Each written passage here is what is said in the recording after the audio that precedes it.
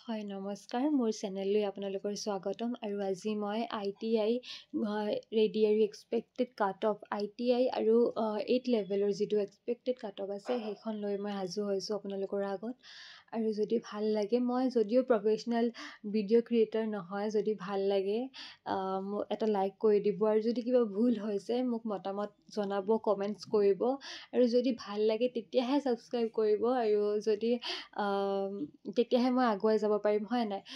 আৰু কিবা ভুল হ'লে মোক কমেণ্টত জনাব আৰু মোৰ বেকগ্ৰাউণ্ড নইজ আহিব পাৰে কাৰণ মোৰ ওচৰত তেনেকুৱা ভাল সঁজুলি নাই ভিডিঅ' বনাবৰ কাৰণে আৰু মানুহে কৈ আছে যে ITI লেভেলৰ কাট অফ আটাইতকৈ কম যাব তেনেকুৱা একদম কোনো কথা নাই কাৰণ যদিও এক্সামিনাৰ বা মানে যদিও কেণ্ডিডেট কম আছে চৰি মই ভুলকৈ কৈছোঁ এক্সামিনাৰ যদিও কেণ্ডিডেট কম আছে কিন্তু কাট অফ কম নাযায় আৰু কাৰণ তেওঁলোক গাধ নহয় যে তেওঁলোক কাট অফ কম যাব হয় অমেন্সৰ ক্ষেত্ৰত যাব পাৰে কাৰণ অমেন্স কম থাকে কিন্তু সেইবুলি যে কাট অফ কম যাব তেনেকুৱা কোনো কথা নাই আৰু টি ট্ৰাইব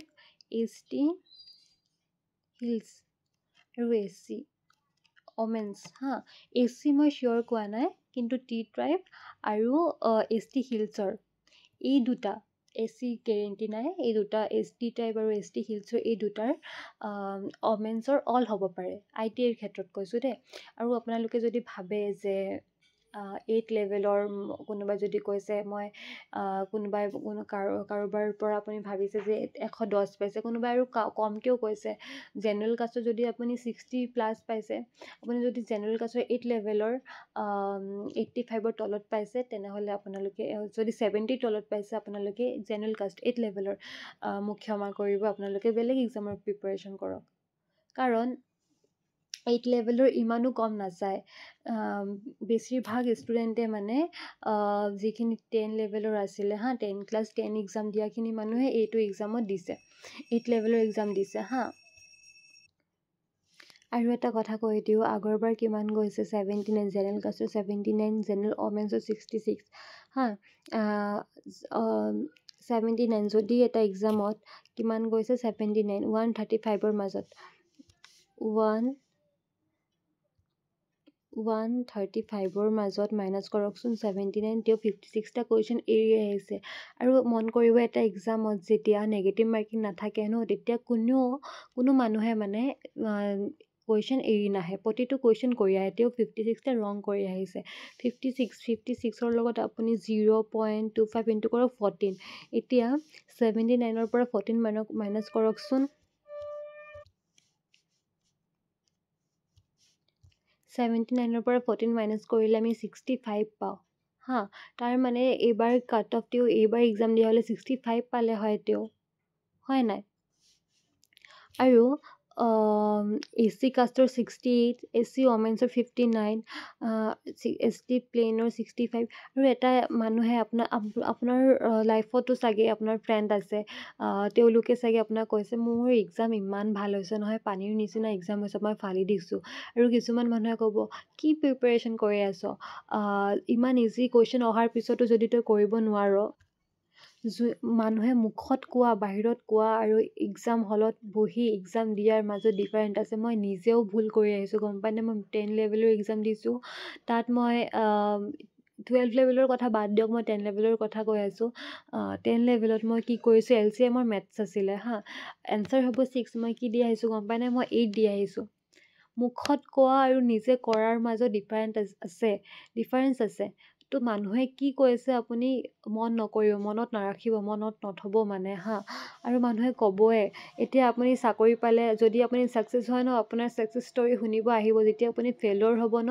ফেইলৰ হ'লে কোনো নাহে আপোনাৰ ওচৰত আপুনি কিমান মেহনত কৰিছে কোনো নাচায় মানুহে কথা ক'ব দিয়ক আৰু কোনোবাই আপোনালোকে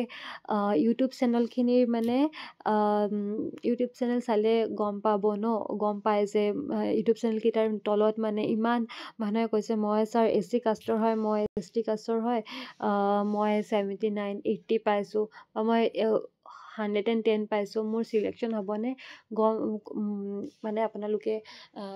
মানে লিখি থ'ব পাৰে হা যে তেওঁলোকে চাকৰি নাপায় চবৰ কথা কোৱা নাই মোৰ ভয়ো লাগে দেই কিছুমান মানে গালি চালি পাৰি দিয়ে নহয় কমেণ্টছত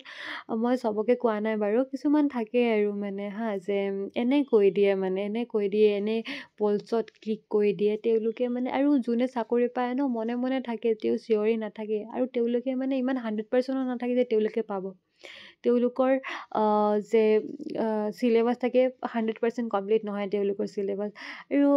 কোনো মানে চিয়'ৰ নাথাকে যে মই চাকৰি পামেই পাম কাৰণ যেতিয়া চাকৰি পাম চিয়'ৰ থাকে ন তেতিয়া নহয় আৰু তো সেইবুলি যোনে চিয়'ৰে চাকৰি নাপায় আৰু যোনে মনে মনে থাকে তেওঁ চাকৰিলৈ গুচি যায় সেইবুলি আপুনি মনত মানে নধৰিব বেয়া নাপাব আৰু মোৰ কাট অফৰ ভিডিঅ' মই কাট অফৰ কথা ক'লে মই কিমান মানে এক্সপেক্টেড ধৰিব পাৰোঁ মানে মোৰ মতে কিমান হ'ব পাৰে জেনেৰেল কাষ্টৰ 70 ITI পাছৰ কথা কৈ আছোঁ হা আৰু 8 লেভেলৰ কথা ক'ব গ'লে জেনেৰেল কাষ্টৰ 95 জেনেৰেল ওমেন্সৰ 90 SC OBC 86 89 OBC ওমেন 80 85 এনেকৈ হ'ব আৰু আপোনালোকে চাই ল'ব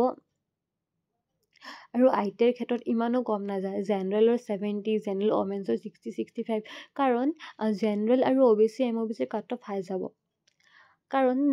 যেতিয়া আপুনি ST কাষ্টত ধৰি লওক আপুনি ST কাষ্টৰ হয় আপুনি 89 পাইছে তো আপুনি 89 পাইছে ন আপুনি হায়েষ্ট হয় আপুনি জেনেৰেল কাষ্টত সোমাই যাব গতিকে যদি জেনেৰেল কাষ্টৰ 89 পোৱা নাই তেনেহ'লে আপুনি জেনেৰেল কাষ্টত সোমাই যাব আপুনি ST কাষ্ট চাৰ্টিফিকেট থাকিলেও আপুনি জেনেৰেল কাষ্টত সোমাই যাব এয়া আৰু এইটো কাৰণে জেনেৰেল কাষ্টৰ কাট অফ হাই যায় জেনেৰেল ওমেন্সৰ ক্ষেত্ৰতো মই তেনেকৈ আৰু হয় যদি কম যাব পাৰে কম যাব কিন্তু ওমেন্সৰ ক্ষেত্ৰত যাব মেলৰ ক্ষেত্ৰত নাযায় ITI মেল কেণ্ডিডেট বহুত আছে ঢেৰ আছে তো সেইবুলি যে কাট অফ কম যাব নাযায় আপুনি যদি 60ৰ ওপৰত আছে আপুনি জেনেৰেল কাষ্টৰ হয় আপুনি যদি জেনেৰেল কাষ্টৰ ওমেন্স নহয় দেই আপুনি যদি মেইল হয় আপোনাৰ 65ৰ ওপৰত আছে 60ৰ ওপৰত আছে আপুনি প্ৰিপাৰেশ্যন কৰিব পাৰে জেনেৰেল কাষ্টৰ হ'লে আৰু ওমেন্সৰ ক্ষেত্ৰত জেনেৰেল ওমেন্সৰ ক্ষেত্ৰত আপুনি 65ৰ ওপৰত আছে মানে জেনেৰেল ওমেন্সৰ ক্ষেত্ৰত কৈ দিছোঁ মই আপুনি যদি 50ৰ ওপৰত আছে আপুনি প্ৰিপাৰেশ্যন ল'ব পাৰে জেনেৰেল ওমেন্স আৰু PSW ex servicemen T tribe ST আৰু ST হিলছ আৰু T ট্ৰাইব এই দুটাৰ ওমেন্সৰ কথা কৈছোঁ তেওঁলোকৰ অল যাবই যাব কাৰণ T ট্ৰাইবৰ ITI আৰু ST হিলছৰ ওমেন্স কম থাকে তো এইটো যাবই আৰু অল আৰু এটা কথা কৈ দিওঁ আপোনালোকে নেক্সট এক্সামৰ প্ৰিপাৰেশ্যন কৰক কাৰণ যি হ'ল আৰু গ'ল যিটো গ'ল দি আহিছে গ'ল এতিয়া সময় নষ্ট কৰিতো লাভ নাই ন হয় নাই এতিয়া সময় নষ্টই হ'ব কাৰণ নেক্সট এক্সাম আহি আছে ADRE হ'ব ফেব্ৰুৱাৰী মাহত ফৰেষ্টৰ ওলাব তাৰপিছত গ্ৰেজুৱেট লেভেল যিটো NTPC আছে NTPC গ্ৰেজুৱেট নন গ্ৰেজুৱেট তাৰপিছত গ্ৰুপ D আহি আছে এইবোৰৰ কাৰণে প্ৰিপাৰেশ্যন কৰক আপোনালোকে যি গ'ল এইটো আপোনালোকে ঠিক কৰিব নোৱাৰে আৰু টাইম ৱেষ্ট কৰিব হয় নাই তো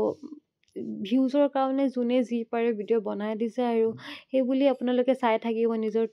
ভেলুৱেবল টাইম ৱেষ্ট নকৰিব এইবোৰ বাদ দিয়ক আজিৰ পৰা আৰু মোৰ ভিডিঅ'খন কেনেকুৱা লাগিলে জনাব মোৰ যদি ভাল লাগে মোৰ ভিডিঅ'খন তেনেহ'লে কমেণ্টছত জনাব আৰু লাইক এটা কৰি দিব যদি লাইক এটা কৰি দিয়ে তেনেহ'লে ভাল লাগিব যে হয় মই কিবা এটা মোৰ মতামত আগবঢ়াইছোঁ আপোনালোকৰ ভাল লাগিছে সেইবাবে এটা লাইক কৰি দিব ধন্যবাদ